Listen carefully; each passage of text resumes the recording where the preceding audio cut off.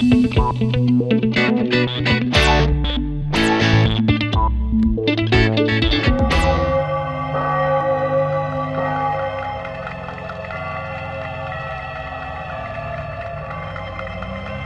lupit talaga ni Ma'am Pearly, no? Imagine pang 5 beses na pala itong kinakasal. Ha? Ano nangyari dun sa mga naunang asawa? Ayun, no? Ayun lahat.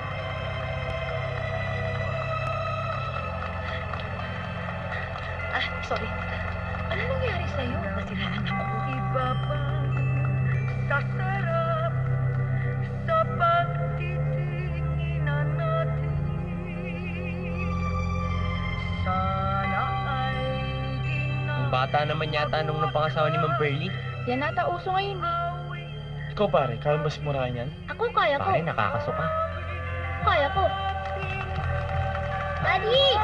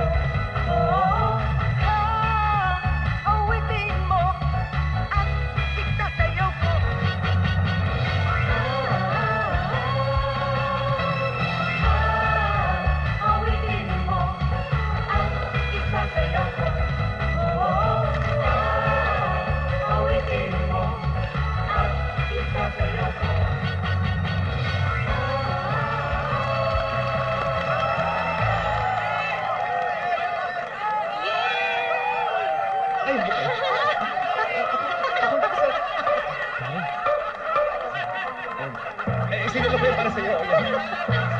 Ay, may asawa na ako. Yan si Manolo, oh.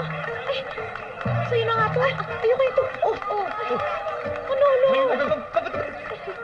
Ayan. Sa'yo. Bilib ako kay Ma'am Pearly, hindi nawawala ng buhay. Ay nako, sabi mo, hindi siya nauubusan ng lalaki. Dapat sa kanya kununan ng Miss United Nations. At tinan mo, ang mga asawa niya, iba-ibang nationalities. Kasi di ba nga sabi nila, ang babae daw parang bulaklak. Habang dinidilikan mo, lalong kumaganda. Ayan ka na naman sa mga quotable quotes mo. Galing bang Katayan? Hindi, no? Galing yun sa mga VCDs na napapanood ko sa Qatar. Wala kaming ginagawa doon, kundi manood lang ng VCDs pag wala kaming trabaho, no? Alam mo, Luis, ang ganda-ganda mo talaga. Thank you. Honey, ko na mo naman kami, Muntik akong Peachy. pumayo kanina. Slight Ano lang. muntik? Sabihin mo sunod-sunod. Ikaw, Cynthia, ha? Humihina ka na sa mga nota. Oh, come on. Sige na, Peachy, stand beside me. Okay, Honey. 1, 2, 3. O, tama na, enough. Alam mo, Pati Luis, nga, huwag mong kainin yung number taba. 1 fan mo talaga asawa mo. Talaga? Ay, naku, maingit ka talaga sa sweetness ng aking honey. Correct ka dyan. Hoy, alam mo ba, meron akong idea. Dahil daw kasi, kailangan ng pera ng St. Ignatius. Naisip ko, para pa tayo naging member ng St. Ignatius Chorale. Kung hindi rin tayo makakatulong. Gawa tayo ng project, fundraising. Kakanta tayo? Oo naman, bakit? Ano ba nakakagulat doon? Call ako dyan. Pero teka muna, kailangan na mag-kiss. Ay, tama. Kiss! Kiss! Kiss! Thank you!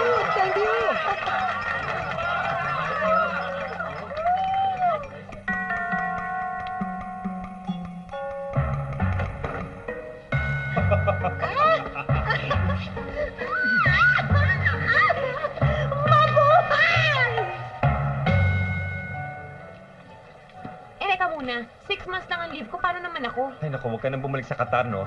Dito ka na lang sa Pilipinas. At magpe-perform ang St. Ignatius Chorale. Di ba? Siyempre, Ma'am Pearly mag-handle ng ating reunion concert. Meron pa bang iba? Ay, sigurado bonggang-bongga yan. Si Ma'am Pearly din ang pipili ng repertoire. Ay, kumain ka mabuti. O, ikaw din, kumain ka. Remember to masticate your food. Sige na.